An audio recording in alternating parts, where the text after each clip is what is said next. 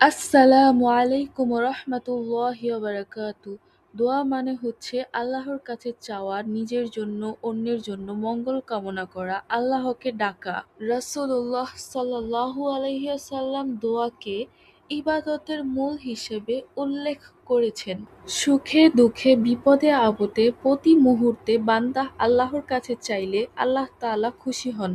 তবে আল্লাহ তাআলা এবং তার রাসূল সাল্লাল্লাহু আলাইহি ওয়াসাল্লাম কিছু বিষয় দ্বারা এবং কিছু বাক্য দ্বারা দোয়া করতে নিষেধ করেছেন। দোয়া হচ্ছে আল্লাহ তাআলার কাছে চাওয়ার অন্যতম মাধ্যম।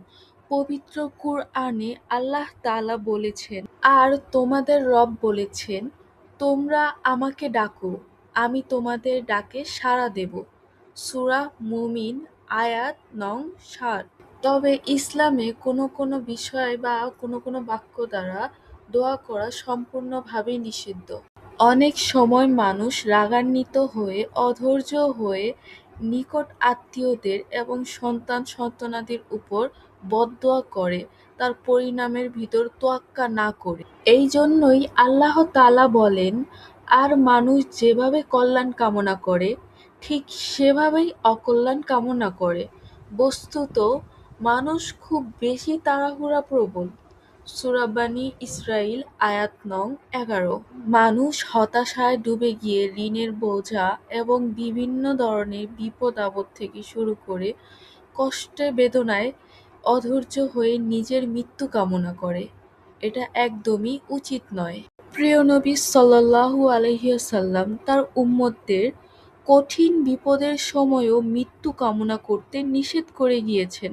রাসূল বলেন, তোমাদের কেউ যেন মৃত্যু কামনা না করে এবং মৃত্যু আসার আগে যেন মৃত্যুর জন্য দোয়া না করে, কেননা তোমাদের কেউ মারা গেলে তার আমল বন্ধ হয়ে যায়, আর মুমিন লোকদের বয়স তার কল্যাণই বাড়িয়ে দেয়। মুসলিম শরীফ হাদিস নং ৬,৭১২। আবার কিছু কিছু মানুষ এমন আছে যারা আখিরাতের শাস্তি থেকে বাঁচার জন্য দুনিয়াতেই নিজের শাস্তি কামনা করতে থাকে। এটা তার নিজের উপরই কঠিন বিপদ বয়ে আনতে পারে, যেটা সে কল্পনাও করতে পারে না। হযরত আনাস রাদিয়াল্লাহু আনহু থেকে বর্ণিত, একদিন রাসূল সাল্লাল্লাহু আলাইহি ওয়াসাল্লাম একজন রোগী দেখতে গেলেন। সেই রোগী এতটাই অসুস্থ যে শুকিয়ে পাখির ছানার মতো ছোট হয়ে গেছে। নবীজি তাকে জিজ্ঞেস করলেন, তুমি কি কোনো বিশেষ প্রার্থনা করেছিলে অথবা আল্লাহর কাছে কোনো বিশেষ কিছু চেয়েছিলে? সে বলল, হ্যাঁ ইয়া রাসূলাল্লাহ, আমি আল্লাহর কাছে প্রার্থনা করেছি, ইয়া আল্লাহ, আমি আখিরাতে যে শাস্তি ভোগ করব তা এই দুনিয়াতেই আমাকে দিয়ে দিন।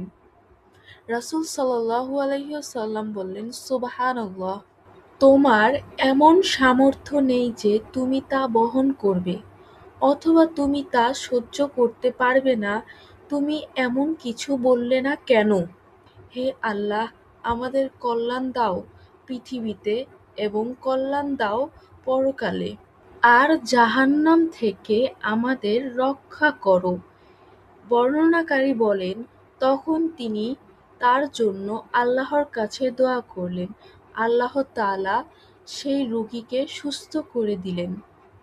মুসলিম শরীফ ৬,৭১২ নং হাদিস। হাদিসে রয়েছে, এটা রাসূল সাল্লাল্লাহু আলাইহি ওয়াসাল্লামের সবচাইতে প্রিয় দোয়া ছিল। রাব্বানা আতিনা ফিদ দুনিয়া হাসানাহ ওয়া ফিল আখিরাতি হাসানাহ ওয়া কিনা আযাবান্নার। আমাদের খেয়াল রাখতে হবে আমরা যেন মাথা গরম করে এমন কোনো দোয়া না করি যেটা আমাদের পরিবার এবং আমাদের নিজের জন্য অমঙ্গল এবং অকল্যাণ বয়ে আনে, যার দ্বারা আমরা নিজেরাই বিপদগ্রস্ত হয়ে পড়ি। নিজে ভালো থাকুন, অন্যদেরকে ভালো রাখার চেষ্টা করুন, চ্যানেলটিকে সাবস্ক্রাইব করে রাখুন। আল্লাহ হাফেজ।